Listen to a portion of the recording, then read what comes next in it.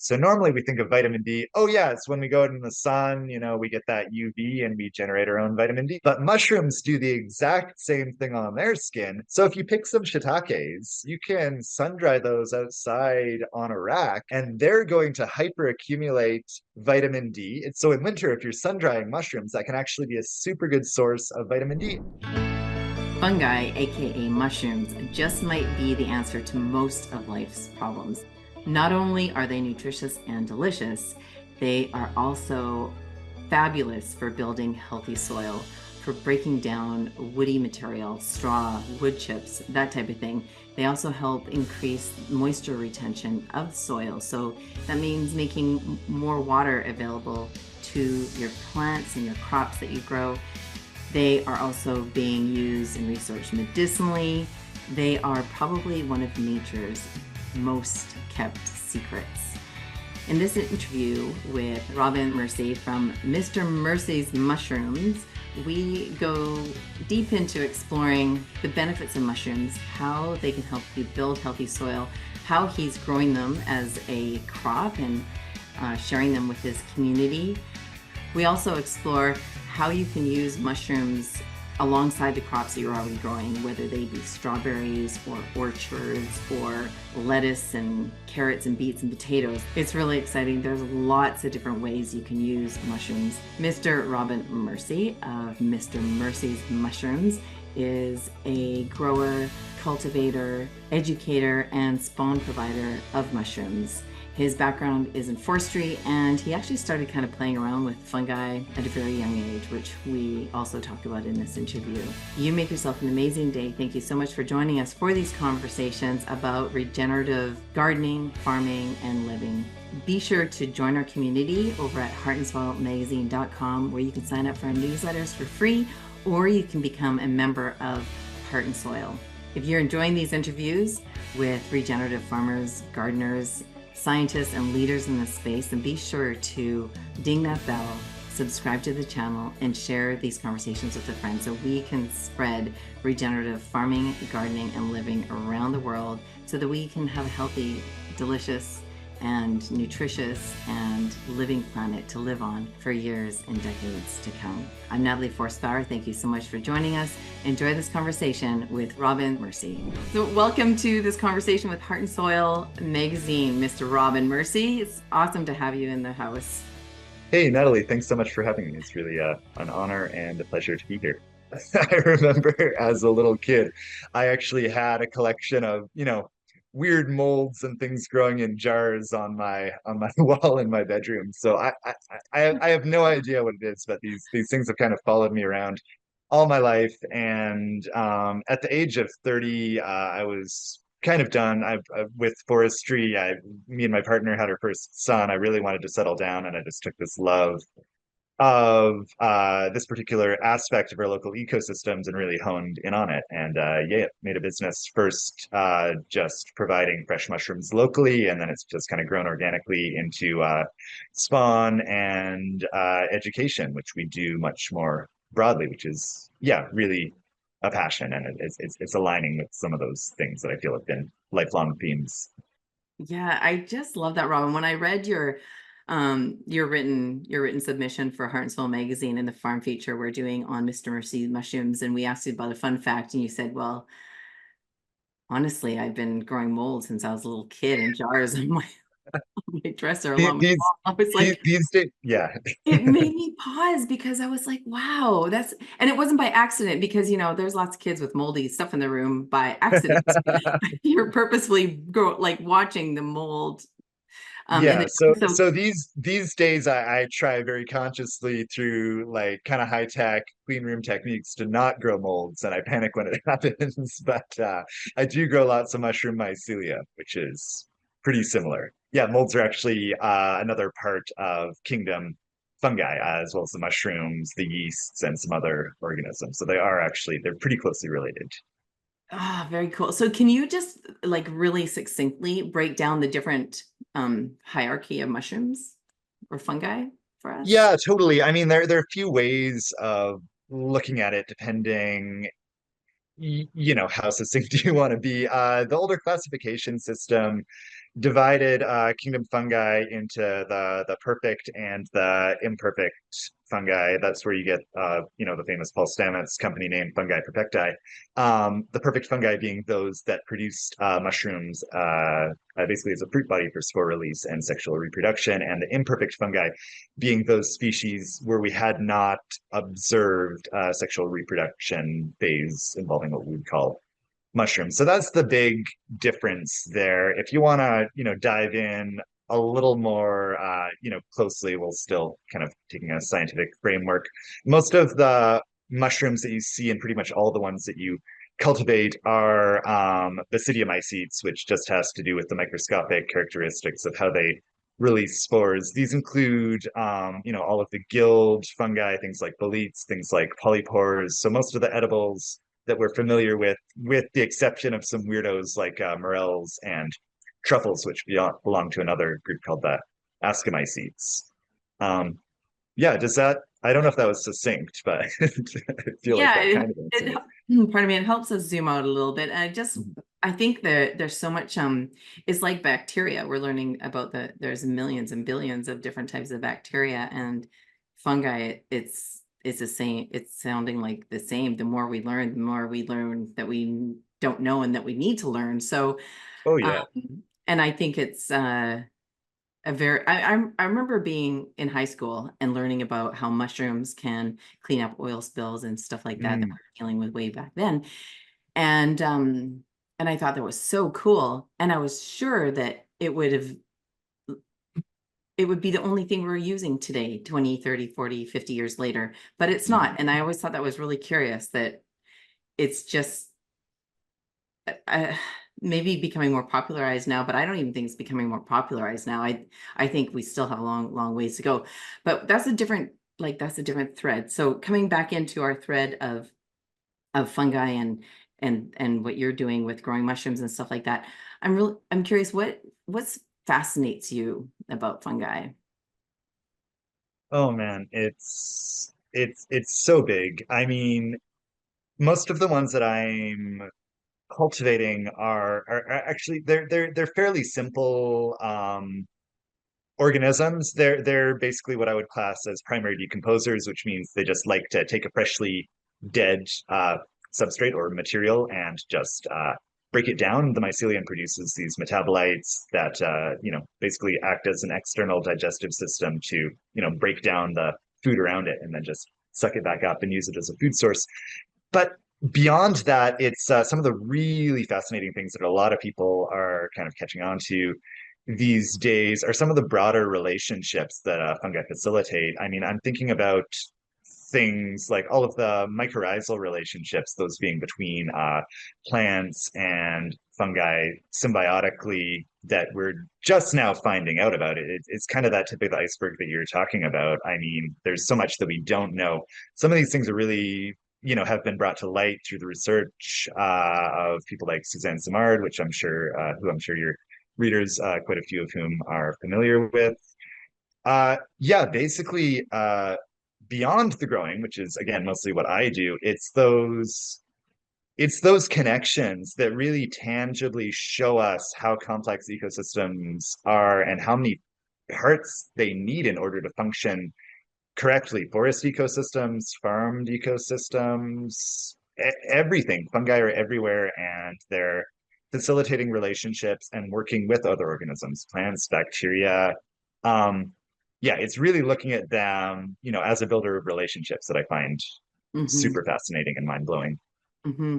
And What yeah, just to, I know you say you kind of went on a micro remediation tangent, but I think that stuff's super cool as well. And I agree. I don't think it's being used to the extent that it could be, but there's still some really good work hmm. going on. For example, I think it was last year, one of the main species that I'm growing and selling spawn for is a mushroom called King Stropharia or garden giant.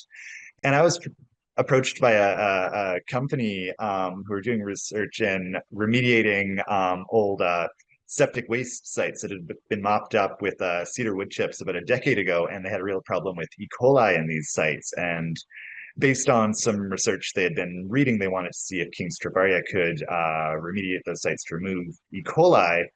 And yeah, it was a really cool project. I got all of the results back, and yeah, not only did they manage to fruit mushrooms off of these like old old piles of you know cedar chips that had been used for remediating the wastes, but the E. coli as well as counts of all other types of bacteria were way down. So I mean, that's I agree. There could be more going on in those fields, but the things that I've been involved in and have seen are still they're super fascinating and inspiring. And I think just on the research side and the functional uses of mushrooms in creative ways like microremediation, there's still tons to be done and that can be done. That is a great story, Robin. Thank you for sharing that. That's so fascinating. And that actually leads into the next question that I had for you. And that is in the farming and gardening space, there's a lot of talk about how important fungi is and how important, Mm-hmm. the soil food web is. We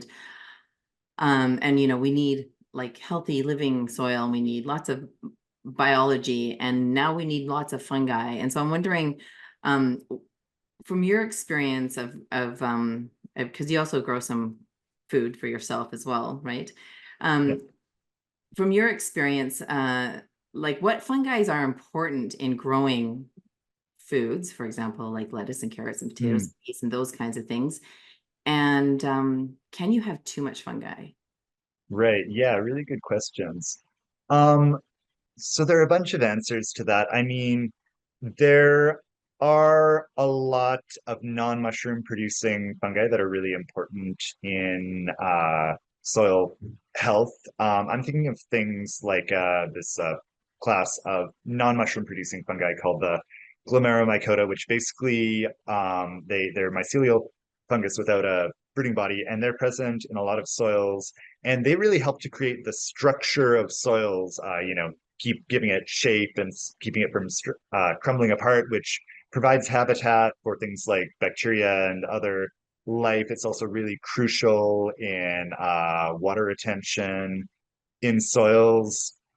Um, and then beyond that, I mean, there's some mushroom producing fungi that you can definitely intentionally incorporate into soils that we're working with, like gardener farm soils.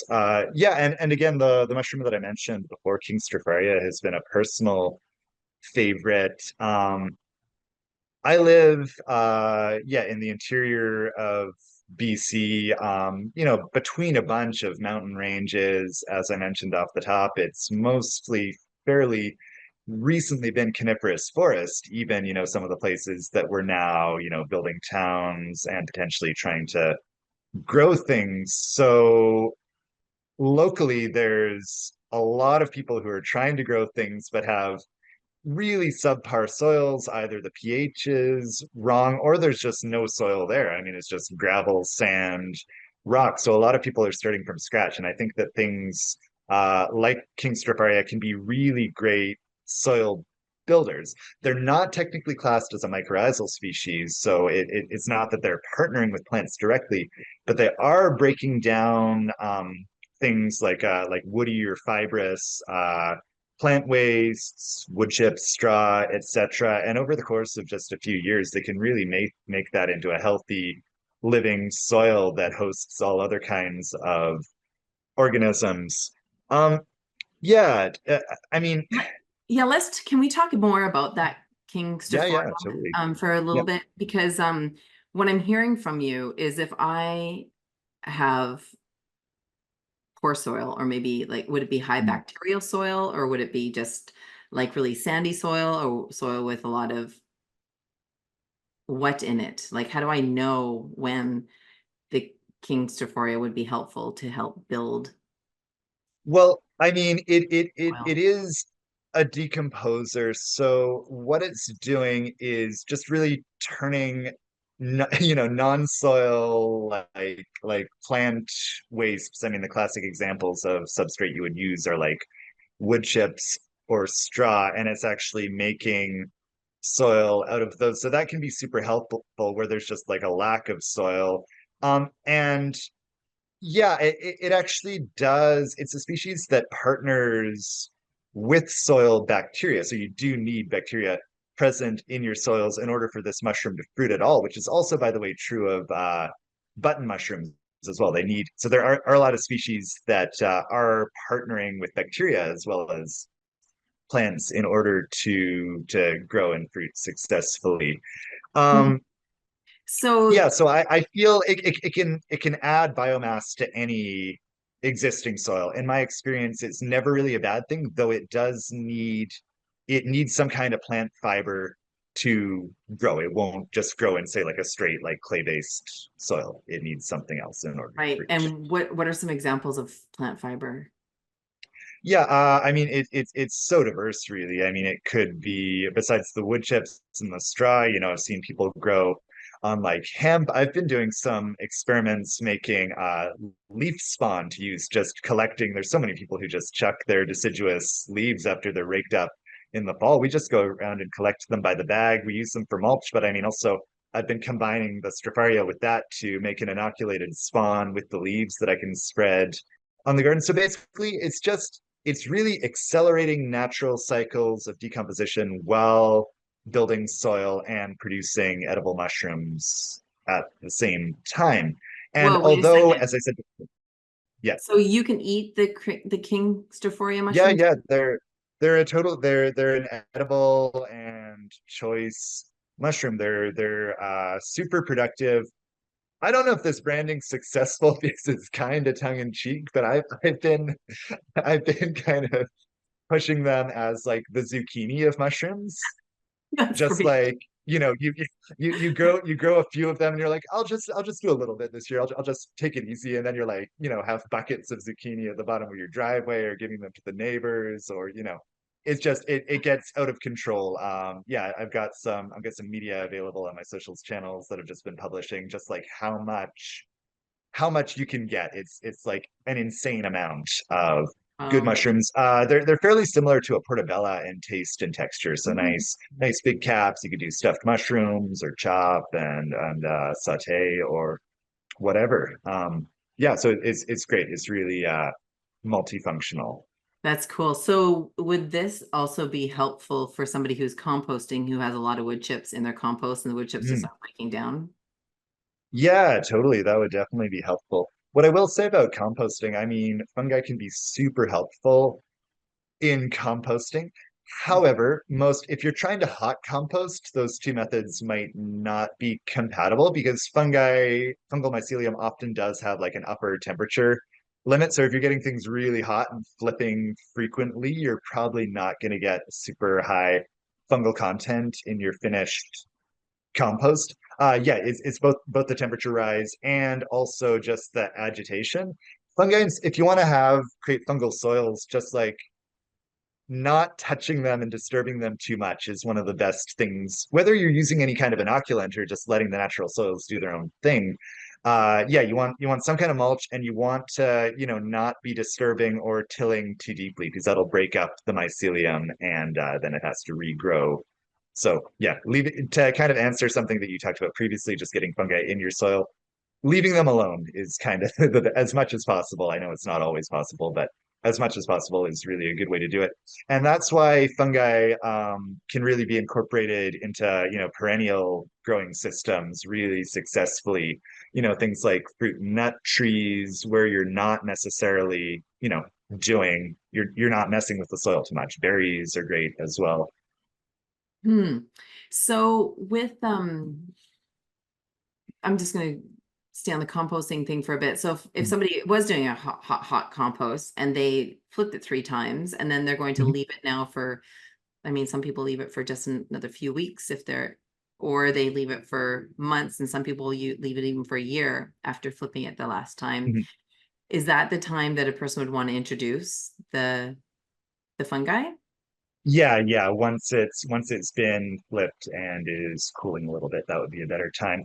And there are some species that can be grown specifically on like richer, higher nitrogen composts. Some of them might not have the yields of something like King Stropharia, but there are some good examples. I mean, Hmm. various types of button mushrooms, Agaricus genus, are kind of the classic one. Like they're grown on leached mostly cow or other animal manure-based fruiting mixes commercially. So, I mean, there are things that you can grow in your own garden, especially some of your viewers who live a little bit further south might want to check out a species called the Royal Sun Agaricus, or it's also known as the almond agaricus.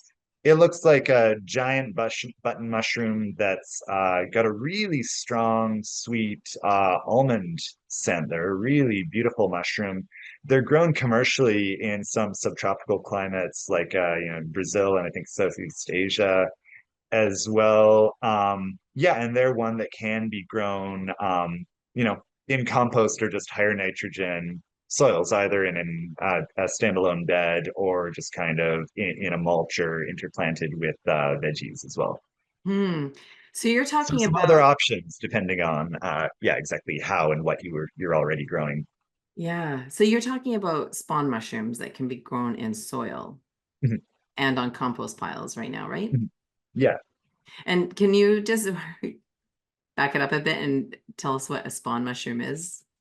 Yeah, so sorry, I maybe I didn't clearly explain the term. So when I'm talking about spawn, that just means like the inoculant or just the stuff you're going to use to create to grow mushrooms. So when I say spawn, normally what I'm talking about is I would just, provide you with like a bag of mycelium that's been grown on sawdust normally and call that your spawn. It's like, I mean, it's not seeds at all. It's not even spores, but it's the thing that you put in the ground that will grow the stuff. So it's analogous, to your seeds for veggies or your nuts or whatever. So it's not it's not a spawn mushroom, but I'm talking about the spawn, which is like the inoculant or the starter for growing any kind of mushrooms. Does that make sense? Yeah, it does. And how difficult is it to grow these mushrooms alongside our veggies and fruit trees and on the compost pile? Mm.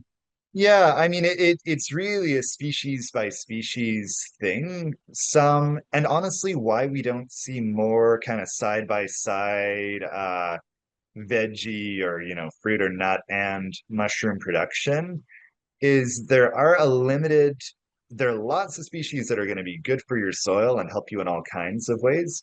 But I would say there are limited species that are going to produce you know, enough of a yield consistently enough that they're viable as definitely a commercial crop, but even just kind of as a hobby crop. They're few. Um, yeah, and I mean honestly, yeah, the King Stropharia that I mentioned is probably the number one. And just in case you're familiar with some of the other names, that mushroom also goes by the name wine cap or garden giant or some other common terms. They all refer to the same mushroom, which is Stropharia rugosa annulata. Uh, yeah, there are a few other good ones that you can intergrow with vegetables. Oyster mushrooms come to mind. I mean, Hmm. oyster mushrooms are the ultimate, just kind of easy mushroom that wants to grow on anything. Now, I commercially produce oyster mushrooms on hardwood sawdust that's been supplemented with organic wheat bran, and they grow on wood in nature, but they're they'll eat anything. They're just they have a voracious appetite. They could be grown on hemp or straw. People grow them on coffee grounds. So there are tons of ways to incorporate oysters into your garden. Say you're doing a mulch with straw, you could get some oyster mushroom spawn and mix that in, keep it moist, and you could potentially be cropping oyster mushrooms in with any veggie that you're mulching like that. So Hmm. that's So a really good one. that's cool. And like, so strawberries, for example, you could. Yeah, yeah. Strawberries are a great example. I've got tons of pictures on my phone of mushrooms that I've planted just growing right on the edge and in with our strawberry beds. Yeah. That's really cool. And is it something that for a strawberry bed, is that something I have to inoculate on a regular basis with? Well, it kind of depends on the mushroom. The King Stropharia is a perennial, so you can get like 3, 4, however many years out of it. Often you will want to top it up with fresh fibrous material. So if you're mulching, maybe do a fresh straw mulch each spring when you're prepping your beds. And some really only function as an annual, and you would want to start them again each year when you're getting your garden or farm going. Some species, like the almond agaricus that I mentioned before, they're not frost tolerant. So yeah, you want to grow them as you would like a tomato or anything else where you're conscious of lower temperatures if you're a little further north. Okay, cool. And with strawberries, if they're being grown in not, if there's not a straw layer on top of them, but they're being grown in like a heavy wood chippy type of compost, would that be enough for the mushrooms, or would you want to make sure you have straw on top of your strawberries? No, no, wood chips are totally suitable as well. And I would say that in general, most culinary edible mushrooms are going to prefer hardwood over softwood. By hardwood, I mean wood from broad-leaved trees as opposed to conifers. It's kind of that angiosperm gymnosperm difference where the angiosperms are a little more friendly for whatever reason. So yeah, any wood from broadleaf trees as chips or sawdust is totally fine. You definitely want to avoid things like cedar that are a little more allelopathic, not super friendly to grow on. And with any material that you're using specifically for mushroom cultivation, whether it's wood or straw or whatever, fresher is always better because if something has been sitting, if it's broken down and decomposed, oftentimes that's fungal decomposition that's taking place. So there are two things here. Both there's something else that's already in your medium, and so there's going to be competition. So there's not as much of a gap for the species you want to introduce. And two, if it's been broken down, then some of the nutritive value has already gone out of your medium, so you're not going to be able to produce as much. So whatever you're starting with, yeah, starting with it fairly fresh is going to yield better results. So fresh wood chips, Yeah.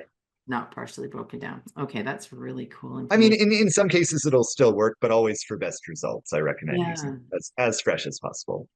Yeah.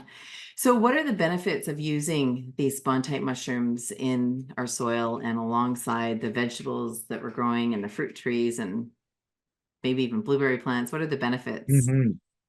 Yeah, totally. I mean, besides the obvious benefits of getting mushrooms that you can eat, which is huge, a lot of these, just having more fungi in your soil really helps with things like water and nutrient retention. I mean, it can also build soil, it can attract, and if you're breaking down different materials in the soil, that can bring in worms and just kind of accelerate natural cycles.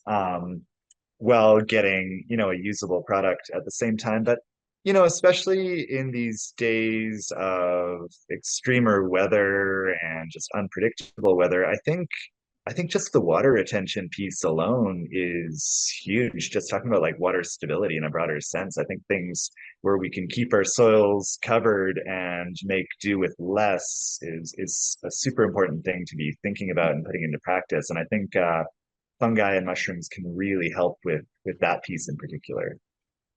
Yeah, that's so cool. So do you find the fungi are competing with the other products that people are growing, like the lettuces or the vegetables, or the Not trees, normally. are they And complementing? yeah, no, very rarely is there a direct competition. I mean there are some pest types of fungi for sure. I mean, Hmm. you wouldn't normally think of them as mushrooms, but like a lot of, mildews and rusts and other things that we kind of curse as growers are fungal. So not all fungi are necessarily things we want to invite in. But if we're talking about soil fungi, it's very rarely going to be a competitive or adversarial relationship. And even if the mycelium of these species isn't actually directly attaching to plant roots, oftentimes they're making other nutrients more bioavailable anyway. So I'd say it's normally a win-win. Mm. and there are some parasitic fungi that, especially in forest health, which is a world I'm somewhat familiar with, we talk about and don't always like things like armillaria is a classic example. That's a root rot that we get a lot of around here on species like Douglas fir, and it actually produces a delicious edible mushroom called the honey mushroom, but it's Mhm. also been implicated in a lot of forest health issues as well. So I'm not going to say that it's good across the board, but generally, if we're just talking about garden and farm ecosystems, then yeah, I think normally it's either neutral to positive interaction. Mhm. Okay, that's awesome. And so you're what are you growing besides mushrooms on your land?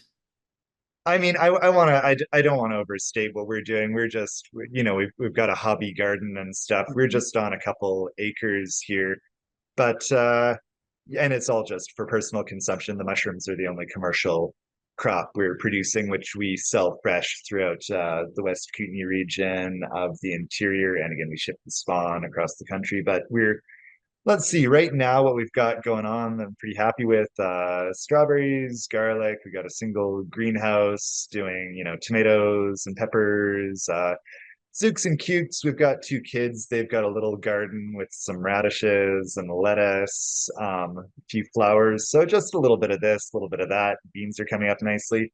Yeah, it's been in this part of the country, it's been a very cold spring. So Mhm. everything is quite a bit behind where it normally is. Mhm.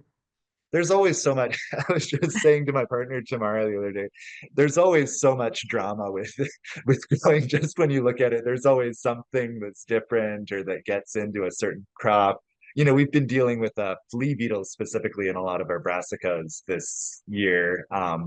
There's always something. It's always a bit of an adventure, and yeah, it's fun to see what happens each year. Yeah, we've got a lot of berries as well, and that's kind of a fungal adjacent story. So we did a lot of like hugelkultur mounds and rows, just dug way down, and then as well for part of the woody material that we're using in those hugelkultur trenches, we're putting like literally thousands of the units of spent mushroom fruiting blocks because we fruit in these in like 5 pound sawdust blocks. So once they're done, once they've produced mushrooms in our fruiting chambers, then we've got all of this myceliated sawdust that's left over. So we filled these trenches with this material and then topped up with more manure and native soil, and then stuck the berries on top. And yeah, that's worked really well. I think it's yeah, if I'm just talking about the commercial growing that we're doing, we also kind of generate this waste stream of spent sawdust based substrate that's been useful really to us, but also to a lot of other growers locally who are just taking it away by the truckload to use in composting and soil building projects. So that's really cool, and we've done a lot with that ourselves, especially things where you want kind of more of a woody soil or something where you're creating that sponge a little bit more. Just even Mm. that growing media can be really helpful with that. Yeah, that's wonderful.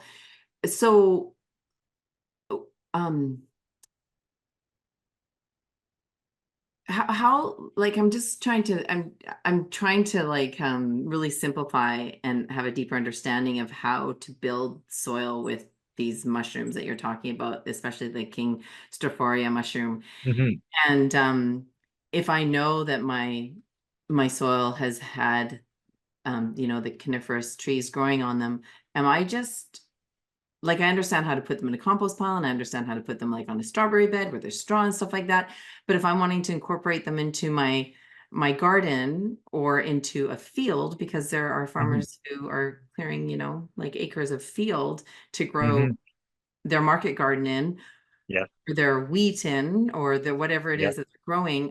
How do we use these mushrooms in those settings? Yeah, totally. I mean, I think it's going to be a little bit, you know, dependent on your circumstance. Like what we did when we moved here, we're on the side of a mountain and right next to stream. So it was literally just like the gravel outflow from the stream that was our soil. So we did a lot of kind of, just like uh spaghetti, is it lasagna, not spaghetti, sorry, wrong pasta.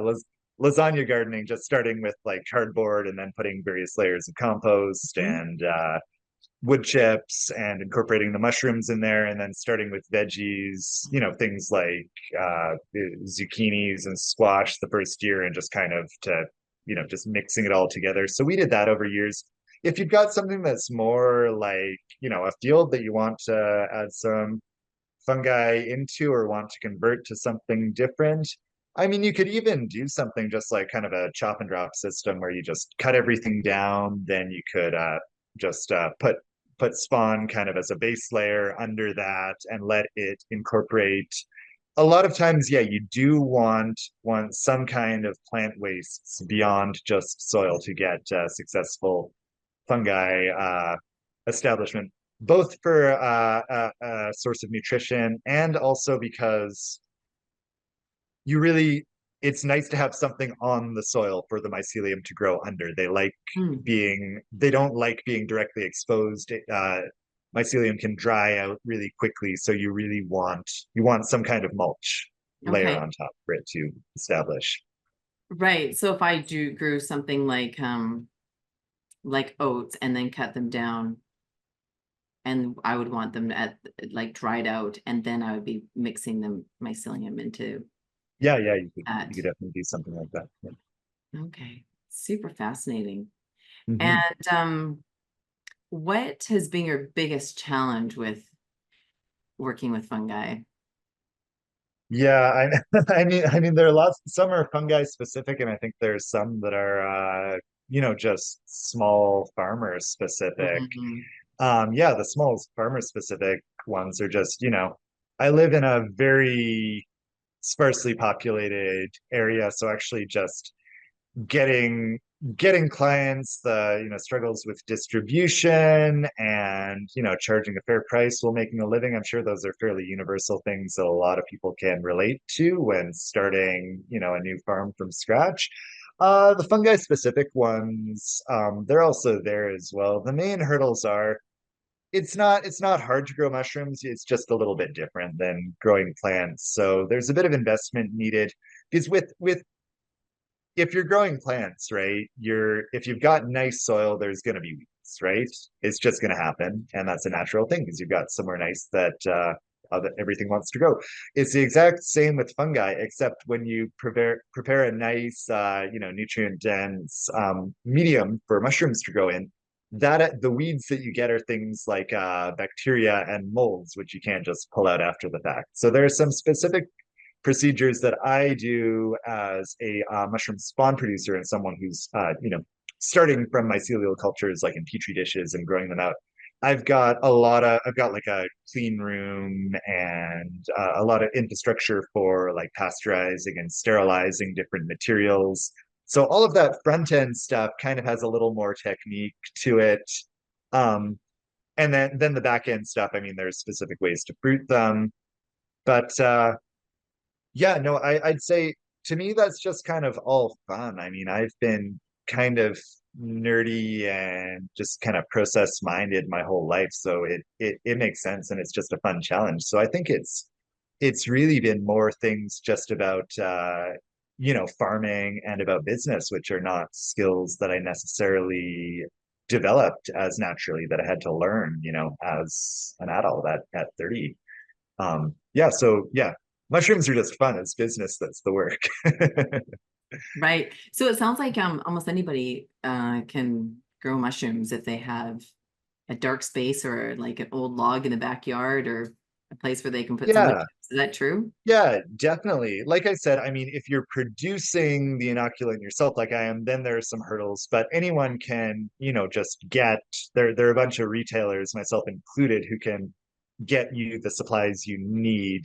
And pretty much everyone has the supplies needed for some kind of mushroom growing, whether it's garden bed and some straw to do King Stropharia, or whether it's like a 5 gallon bucket filled with some straw to do some oysters in, or a log to, fruit mushrooms directly from a log. There are lots of different growing projects. And Mhm. beyond just the food value, I really love getting people growing. It's one of my favorite things that I do professionally because beyond the food that people get out of it, I think it's just a different way to engage with ecosystems and food production and just seeing things through a fungal lens isn't better than any other lens. It's just one that maybe you haven't experienced before. So just growing something different and seeing how it relates to other organisms, I think can be a really eye-opening and kind of empowering and curiosity stirring process for people. And I I think that's love really that. cool. Oh, I love that, Robin. That's my challenge to everybody who watches this is to grow mushrooms if they haven't Yeah. before. And if you've Yeah. grown mushrooms before, try a new one, see where that takes you. Yeah. Um, yeah, I've read really good reviews about your spawns and your products. And you're Thanks. certified organic. And so I'm Yep. curious, why did you choose that? Why did you choose to be certified organic? Yeah, I mean, honestly, with mushroom production, I'd say the difference between a certified organic producer and a non-certified organic producer is probably less than it might be with some kinds of other growers. I'm not saying it's not still important, but I'd say maybe I've had an easier journey. Most of the things that you need, I was doing already. Like no one's spraying. I really hope no one's spraying their mushrooms with pesticides, so that's out of the question. So it's mostly about choosing the right inputs, making sure you've got organic and obviously non-GMO starting materials. Because, I mean, we talked about microremediation off the top. Although mushrooms can be incredible at removing contaminants from our landscapes, it can also be dangerous working with certain contaminated materials because mushrooms can also be hyper accumulators of certain things. Say, for example, like heavy metals. If you've got a you could clean up like an old mine site with mushrooms, but you would do it by like hyper accumulating them into the mushrooms and then throwing them away. So you need to start from a good place just to have a good product that's healthy and nutritious and safe for people. So that's something I believe in. And yeah, I wanted to be, held to account for what I was doing and make sure that I was doing it in the right way and just having some kind of tangible thing where people can say, okay, this guy, is not just making it up. He's done the effort and put in the steps. So yeah, and I'm really lucky that we actually have a fairly affordable and very local certification body called COGS, the Kootenai Organic Grower Society, right here in the West Kootenays in BC. It's one of only a handful of local certification bodies that are still operating in the province. So yeah, it's been great and super easy working with them. And also because I started out with fresh mushrooms, we have a lot of, despite being a really small region, we've got a lot of really great restaurants and also some grocers who are really encouraging local food production. We've got the Kootenai Co-op an hour away in Nelson, which is really a community leader in their true local program, just empowering local growers to be their primary produce suppliers, which is really bold, and their members really support that. So, yeah, the organic step is part of that as well. So, yeah, it's a whole bunch of reasons, and honestly, like even if I wasn't certified, I would probably be growing in the same way, just from an ethical standpoint. But yeah, it seemed like a necessary step. Thanks for your insights on that. And I love the Kootenays. You're living in such a Yeah, beautiful area of the world, and it's so yeah, true. it's great. The Kootenays attracts people who like to support small business and local and grassroots. So you're in the right place, and I just Yeah. really I And it hope. was so weird when I started growing like 7 or 8 years ago, Natalie, like no one else was just doing mushrooms, which seems absurd for such like an alternative kind of wacky part of the world where a lot of people are super interested in mushrooms. There are a few people doing it as like a secondary production, and there had been other growers in the past, but yeah, there was really at the time I started, it was just a bit of a vacuum that I just spread into. But so I feel incredibly lucky with how things have progressed naturally. There wasn't a very high bar to entry, so I just went with it and learned as I That's went. so that's so beautiful. Well, it only makes sense because you were growing mold as a little kid in jars, so I'm not surprised.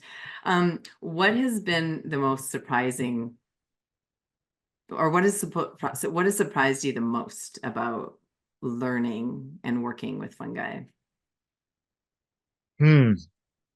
Yeah, that's a really good question. Yeah, I mean there are all kinds of just small surprises. Like as with any type of growing, things are different every year. Things work or they don't work, or you're panicking because something's gone completely wrong. That's just farming. But I'm gonna say again, it's a fungally adjacent answer, but yeah, just how much support and love there's been from people. I think it's not even about me. I think it's about how much other people are interested in the same things I'm interested in. I mean, maybe it's just right place, right time, but I feel there's so much more of an awareness of fungi and mushrooms and what they do for us both, in terms of health and medicine and ecosystems. And I mean, sure, there's some selection bias. Mushroom people are going to talk to me, but there's so many people who are into it and are so supportive and so happy to help with what I'm doing. That's been really validating and making everything, yeah, a lot easier than it could have been. So, yeah, I think yeah, I think the surprise is just that so many other people are on the same journey at the same time, figuring out the same things. It feels like I'm really part of a community, and that's fantastic. That's so cool. And what's the most interesting fact that you've learned about mushrooms that most people don't know about mushrooms that you really want people to have an understanding of? Yes, there's one quite specific fact that I love to tell people. It's kind of like a health slash nutrition fact.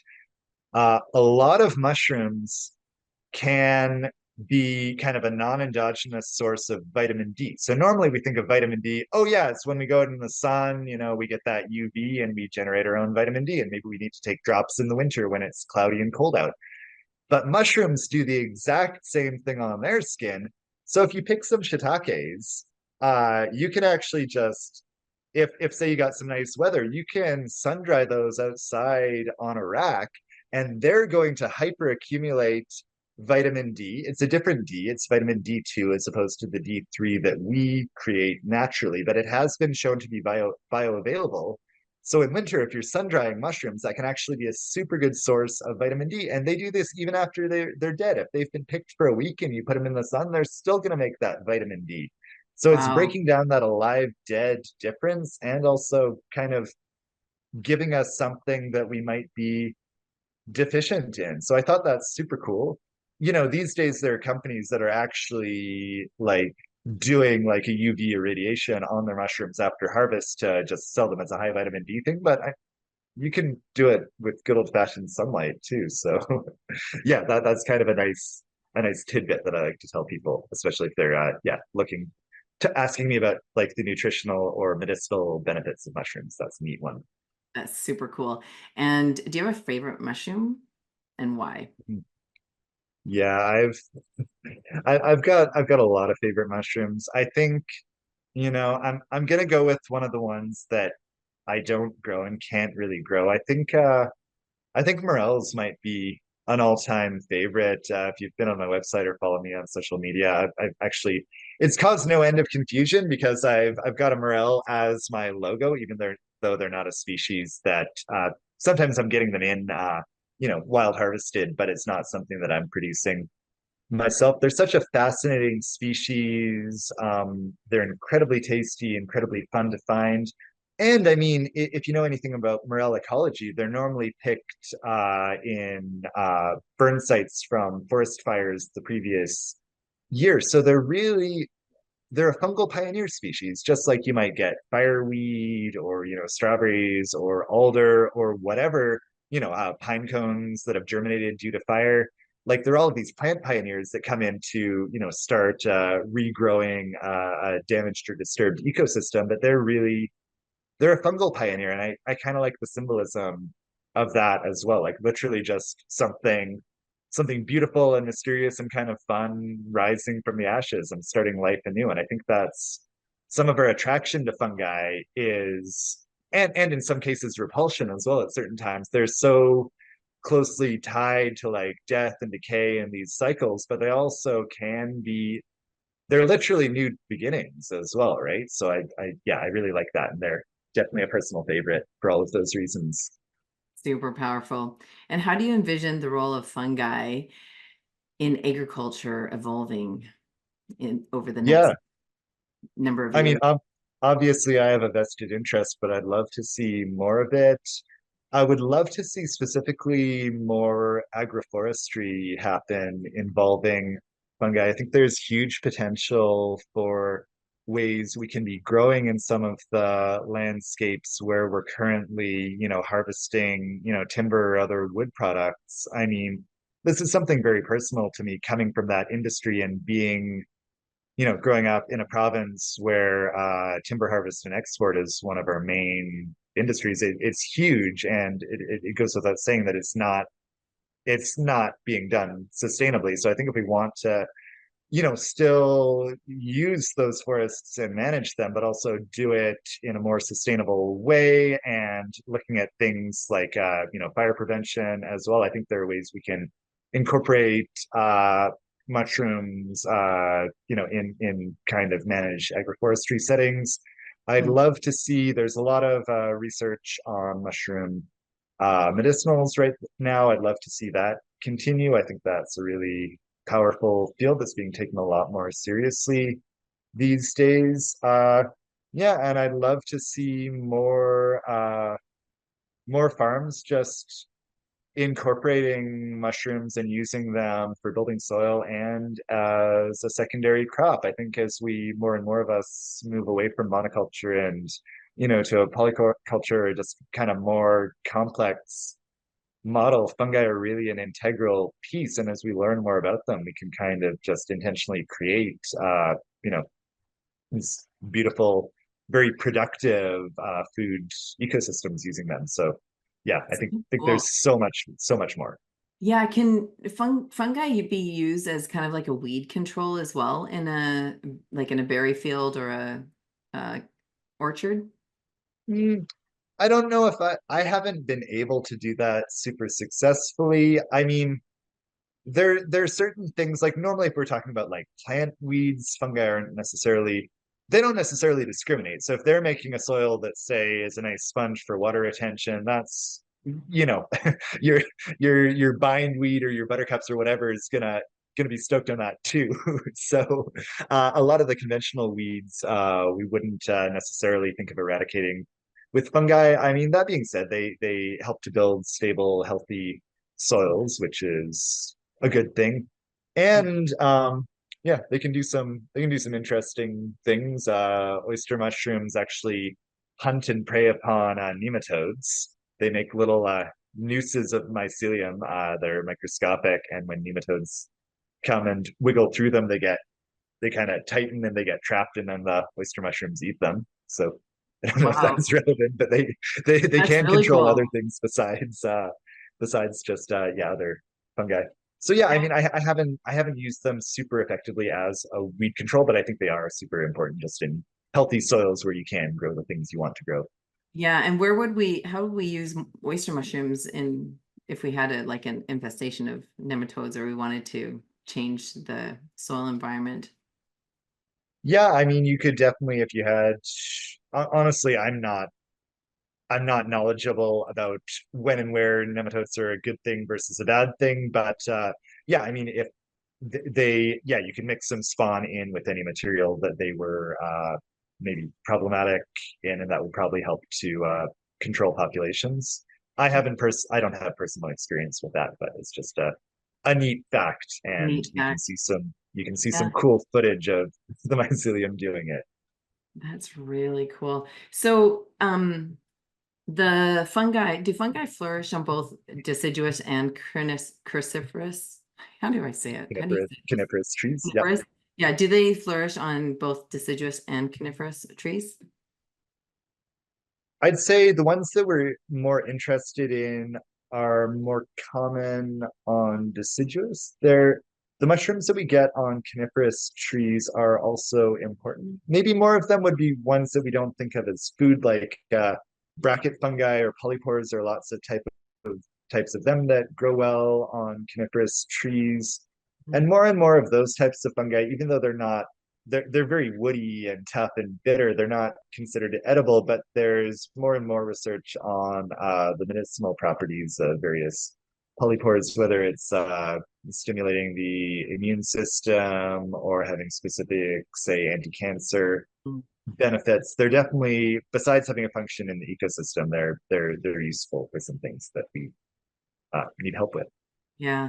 So Robin, your experience is really deep and wide, from a practical experience and also just what you've studied and experienced in life. And one of your favorite things to do is to teach people how to grow mushrooms and to bring them through the whole entire journey of from preparing a site to working with spawns to harvesting to cooking. So can tell me, what's your most favorite part of teaching people about fungi? Yeah, yeah, I do a lot of different courses, mostly local and in person. I've been lucky enough to partner with the local college and teach continuing ed courses on fungi through them for a number of years now, as well as doing private classes. And I think, yeah, one of my favorite things that I'm in my second year of doing now is a program called Mushroom Club, where people come to my farm once a month and we just kind of look at different aspects of mushroom growing and ID and cooking and medicine and all of that, just also through the lens of my farm and what's going on seasonally. So that's been super cool. I'm really stoked with this year's group. There's such, and it ties back into what I was saying about like just being blown away by how many people are already into this and know things that I don't.